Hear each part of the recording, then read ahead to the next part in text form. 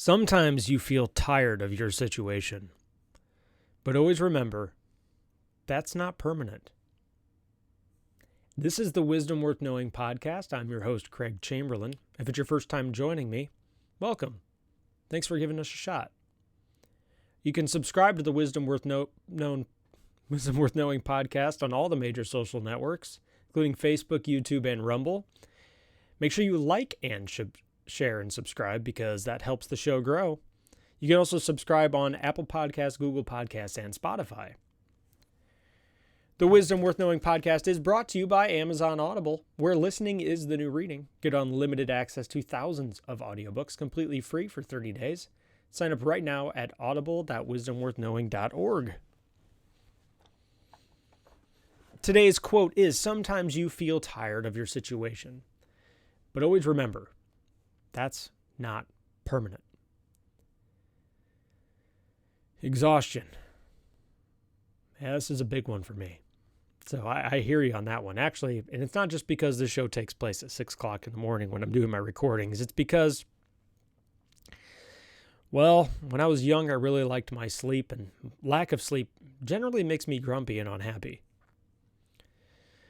And that's just physical exhaustion. This is talking about things that are in a situation that make you exhausted, whether that's emotionally, physically, or spiritually. And this is a really, really valuable quote, because that whole ending part where it says that's not permanent, when you're in the thick of something that is draining you dry, it's very, very difficult to remember that most of the situations that draw from us on that level are not permanent situations, especially when you're in the thick of them. There's a few examples of this that are just right off the top of my head, and obviously having kids is exhausting, and the amount of work that it takes in order to do that well is exhausting, and you can get tired of it at times. And it's not the kid's fault. It's just because you're a physical creature and you only have so much you can do as an individual. And, once you've been drained, it's very difficult to kind of continually refill that. But it could be a work thing too. Let's say you don't have kids and there's situations or something going on at work right now that is just sucking you dry. It's like taking every ounce of you that you have. It's a struggle just to wake up in the morning because you're just emotionally or physically exhausted. And obviously, if you're going through something like that, that's not good, right? Most of what we go through, at work or at home, feels like it's never going to end when you're in it. And if you're dealing with a crisis right now, sorry for that. I am genuinely sorry for that. But most of the crises in our lives are not permanent. Most of them.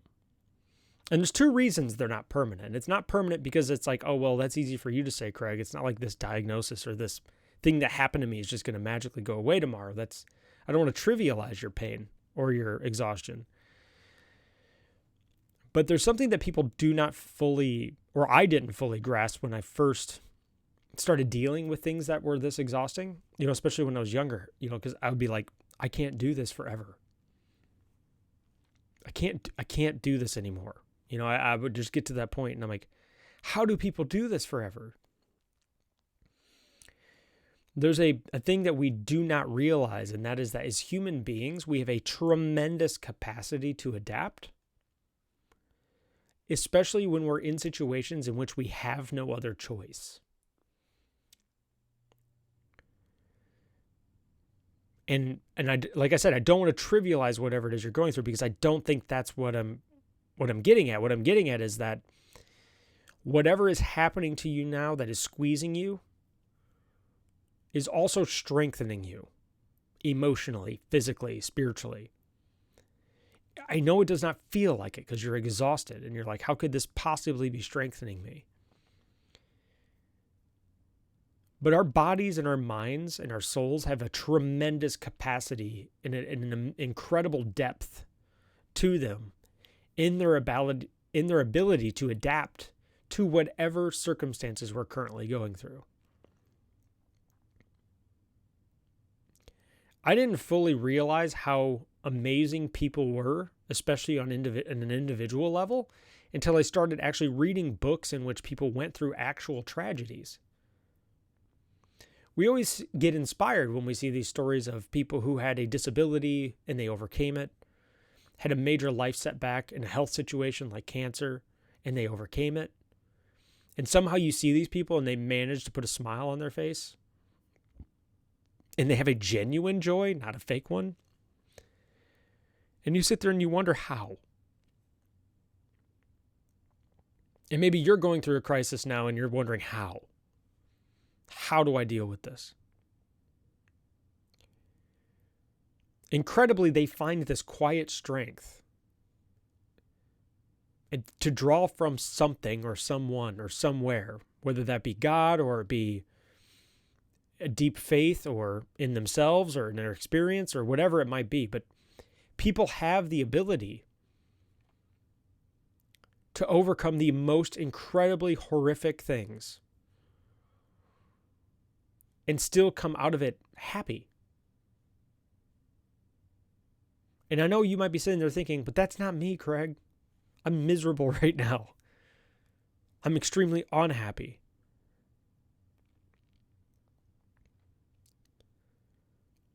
Again, I do not want to trivialize pain because I've been there in a lot of ways in these extremely sad and depressing corners of my life that I get it. When you're in it and you're in despair, you don't think that there's any way out of it. Or you sit there and wonder, how am I ever going to be happy again?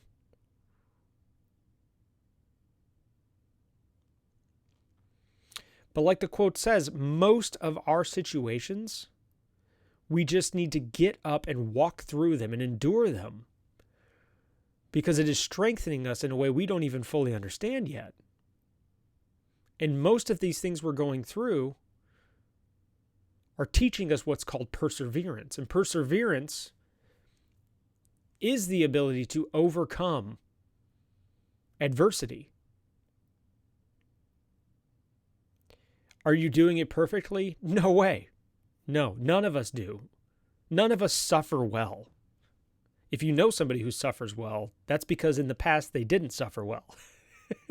They learned to cope and manage suffering well. That was something they learned through experience.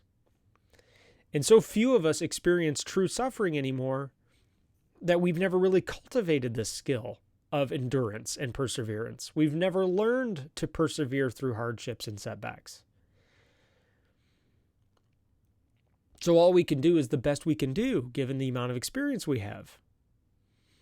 And we can reach out to people who may have worked through these types of tragedies before, or setbacks before, or health conditions before, or disabilities before. In fact, I would encourage you to do that. And if you don't know anybody personally who has, there are millions of books out there.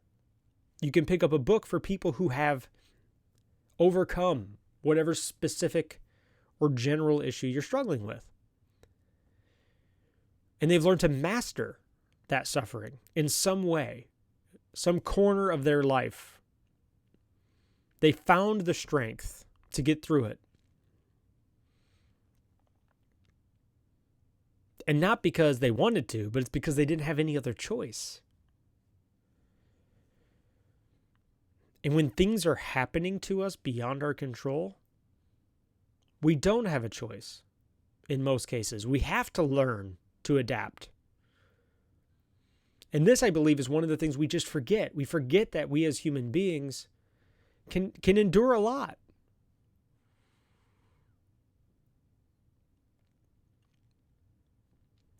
So if you're not familiar with history,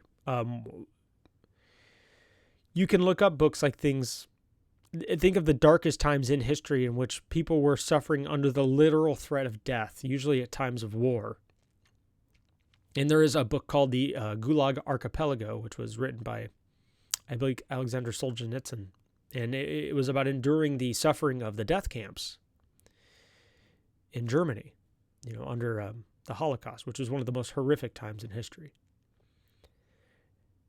And then you sit there and you wonder, and I have to do this to myself, that I wonder how I'm going to endure the suffering of a financial setback. And it seems so trivial by comparison. When you're comparing yourself to people who are literally suffering under the threat of death and starvation and the murder and slaughter of their friends and family. And they found a way to endure. It's horrible what people had to, and still to this day have to, overcome. And so picking up a book and reading about how people found faith and hope and strength in these tragic, impossibly unfair circumstances is so inspiring. I cannot even describe it in words. But it does point to the human capacity for adaptation.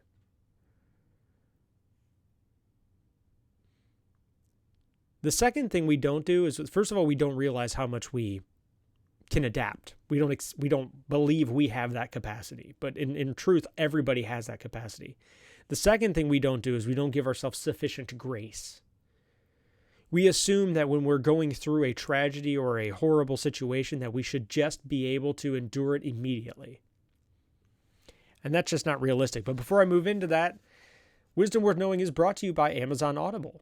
If you're like me and you love reading but don't have the time, then Audible audiobooks may be the perfect solution for you. With Audible, listening is the new reading. You can pop in your earbuds and discover that next exciting adventure, or expand your knowledge from any PC, Mac, Android, Alexa, or Apple device. And check this out, because you listen to this show, for a limited time you get instant access to thousands of audiobooks from Audible's Premium Plus catalog completely free. Just visit audible.wisdomworthknowing.org right now and take advantage of a free 30-day trial. That's right, for 30 days you'll get full access to Audible's Premium Plus catalog, as well as an additional free title of your choosing.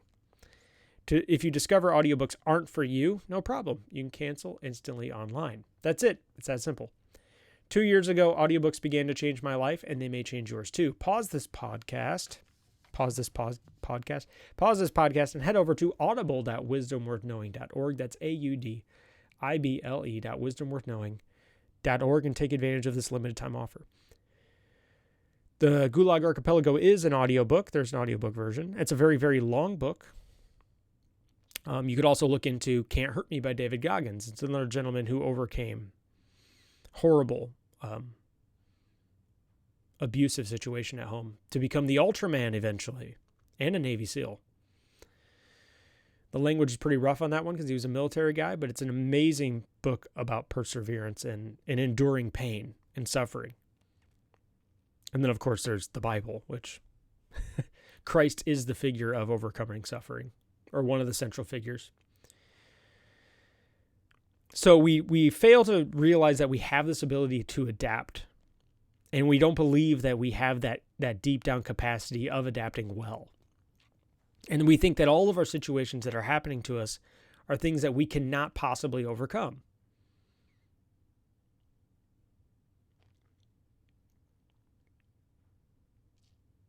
And then the second thing is we don't give ourselves sufficient grace in order to actually allow for the rough edges through that adaptation. There are a few things that we can suddenly do overnight, if any things. Most of it requires practice, and this is true for crisis management.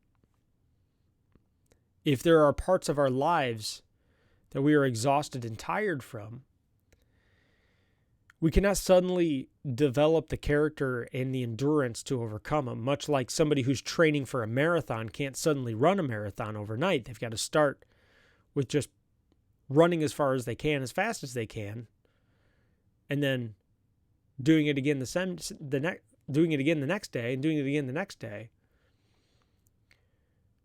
And then over time, they build that strength and endurance. And this is the same thing for suffering and hardship.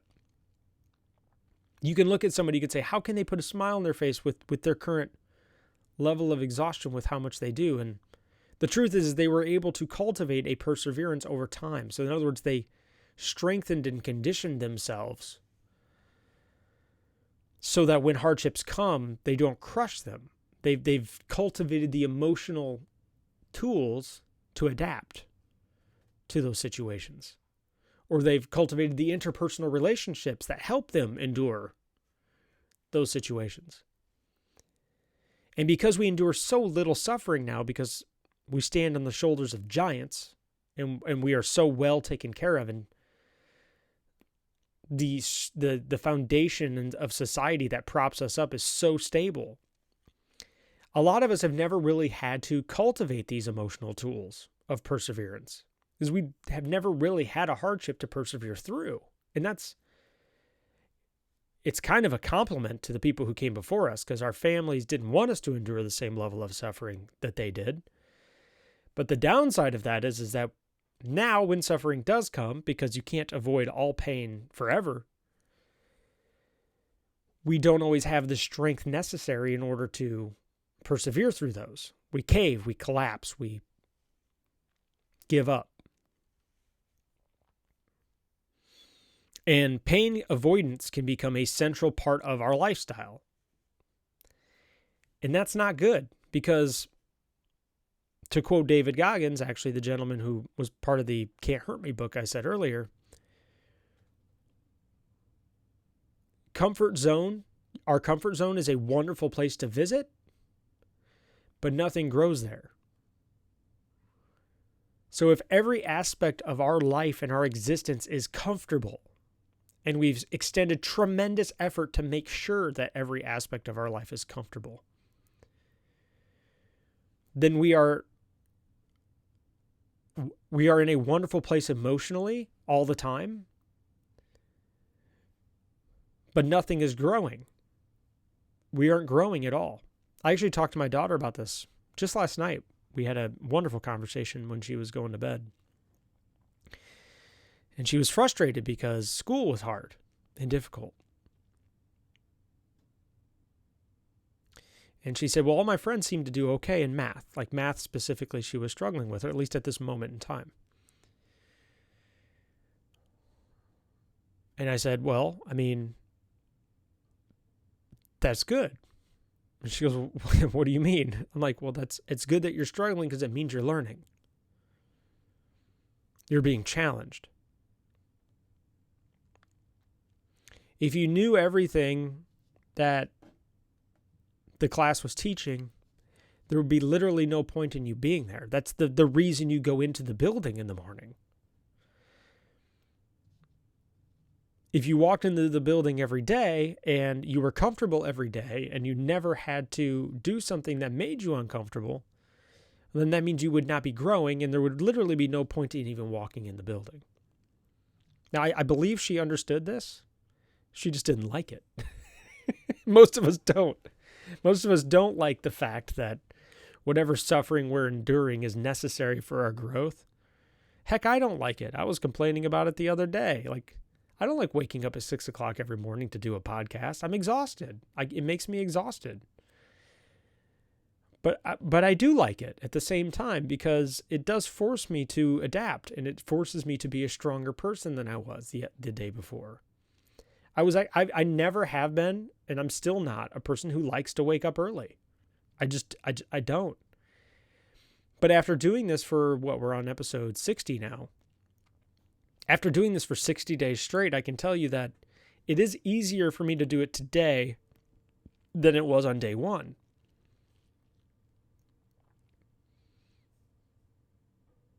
And that's really what that adaptation is all about, right?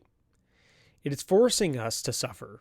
I literally had to suffer through those first days. Again, I'm not trying to trivialize your suffering. What I'm saying is there are certain aspects of our lives in which a comfort zone isn't always good.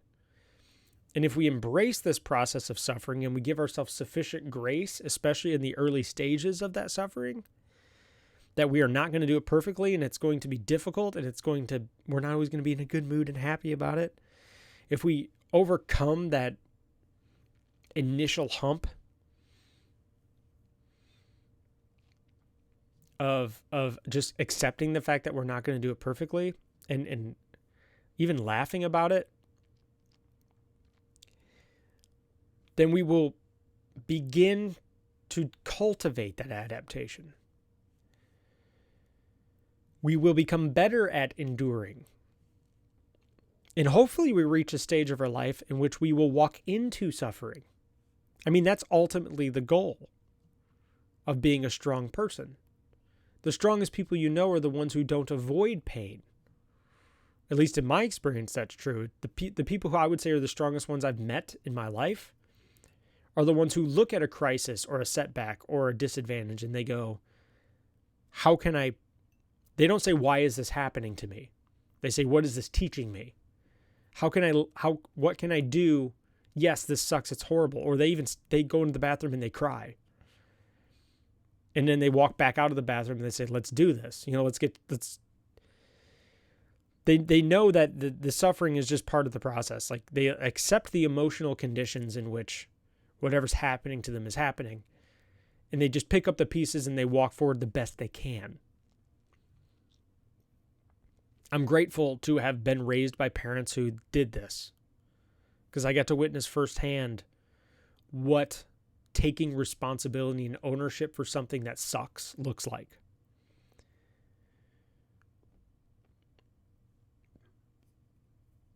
Like I said, some of us, we've just learned pain avoidance at all costs. And that's understandable. Nobody likes enduring pain. But there's a cost to that.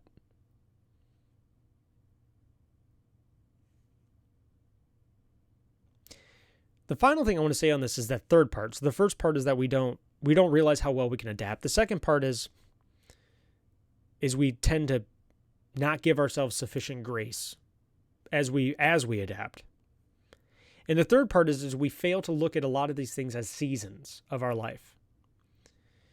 And our life goes through certain seasons. And just like the seasons change, where it's spring and it's life and it's happy and everything's great, then it's summer and everything's amazing and we're on vacation and things are wonderful and we're sitting on a beach and there's all these great moments. And then fall comes and things are getting a little colder and a little darker. And then there's a winter. And the winters are harder and they're cold and they're frigid. It's a lot easier to accept a spring or summer situation than it is a winter situation. But just like the seasons change, so do our circumstances. We go through these different seasons of our life in which things are good and things are comfortable and they're exactly the way we want them to be. But then we have other seasons in which things are frigid and uncomfortable and frustrating. And sometimes they're just dark and depressing. But then hopefully it's spring again, and whether that season is a day, a week, a month, a year, 4 years, 5 years, 10 years. Hopefully we've just adapted to that season to the best of our ability, just like we adapt to winter to the best of our ability. We find the small comforts amidst the frigidness. Or maybe you love winter and you hate summer. We find these small escapes from the heat. Whatever your favorite season might be. And then we just have to endure it. We don't have any control over the weather. It's completely out of our control. Just like we don't have any control over most of the things that happen to us, most of the circumstances surrounding us. And then we may have experienced the first winter of our lives. And we have no idea how to handle the cold. And that's the worst. But then when the next winter comes, we can handle it a little bit better, assuming we took ownership of what we can do to adapt to that weather. And we can do the same thing for the darker seasons of our life, is we can take ownership of them. And then when we take ownership of them and we gather these emotional tools and we build these relationships amidst those dark seasons, then when the next dark season comes, we've hopefully cultivated the tools necessary to endure them. And the same thing with other people. We might see other people who are experiencing a dark season, and we may be able to help them. That's arguably the point of a lot of our suffering, is so that we can reach out and help others endure that suffering. Because that is a season, and I did kind of say at the beginning of the show that it could be having kids is exhausting. It squeezes you and drains you dry, but you don't have kids forever. That is a season. It's arguably a big season of your life. But if with the average lifespan right now being 60 to 70 years old, it is a chunk of your life, but it is a chunk. It's not the whole thing. And so when you sit there and you feel like you're overwhelmed and like you're never going to be able to do this, and how can you do this forever? Well, the truth is you're not going to have to do it forever. I mean, you are going to always have to be a parent, but the level of exhaustion you're experiencing is temporary. The wholly full independence of, or codependency of your kids, barring any medical setback or major financial life situation, that whole dependency thing will slowly shift over time as your child becomes more independent.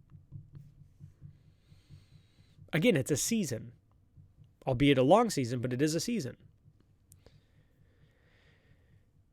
And it's making you stronger. I know it doesn't feel like it. And you think of all the things you're failing at and all the things you're not doing well. And that's just normal. We all do that, especially as parents.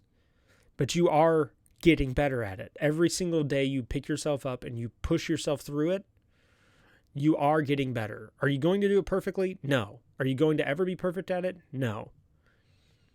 But you are adapting. I can promise you that. And I am way better at adapting to the setbacks not setbacks, but the exhaustion that comes with parenting today than I was when my kids were born 10 years ago. When that whole first 2-3 years were a whirlwind of having to figure out what part of my life I need to change, what things I need to prune out, how I make my family a priority, how do I make enough time for everybody, how do I make sure they're fed, I literally had to completely change my life. And it's taken years to do that, to adapt to that. And I can honestly tell you that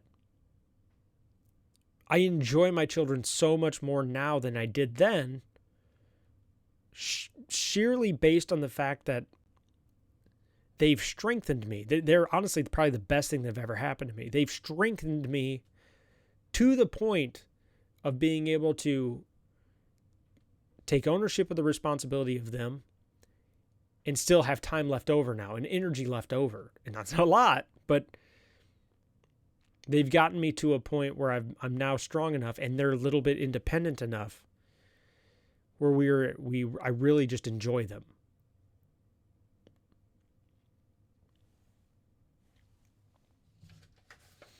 This show is brought to you by Audible, where listening is the new reading. Get unlimited access to thousands of audiobooks completely free for 30 days. Sign up right now at audible.wisdomworthknowing.org. That's audible.wisdomworthknowing.org. You've been listening to the Wisdom Worth Knowing podcast. I am your host, Craig Chamberlain. If you're watching on YouTube, Facebook, or Rumble, make sure you like, share, and subscribe. It helps the show grow more than you know.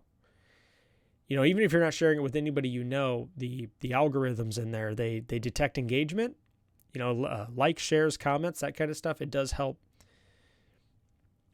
give positive feedback, or kicking the show on in the background and watching the whole thing or listening to the whole thing helps it a lot, because these networks monitor the listen time. And so they help with search results and recommendations. You can also subscribe on Apple Podcasts, Google Podcasts, and Spotify, anywhere podcasts are distributed. If I'm not on your favorite podcast network, please let me know so I can make sure that happens. Today's quote: sometimes you feel tired of your situation, but always remember that's not permanent. So let's work on being the best version of ourselves we can today, because, as always, that's all we can do. Have yourself a wonderful day. I'll see you next time.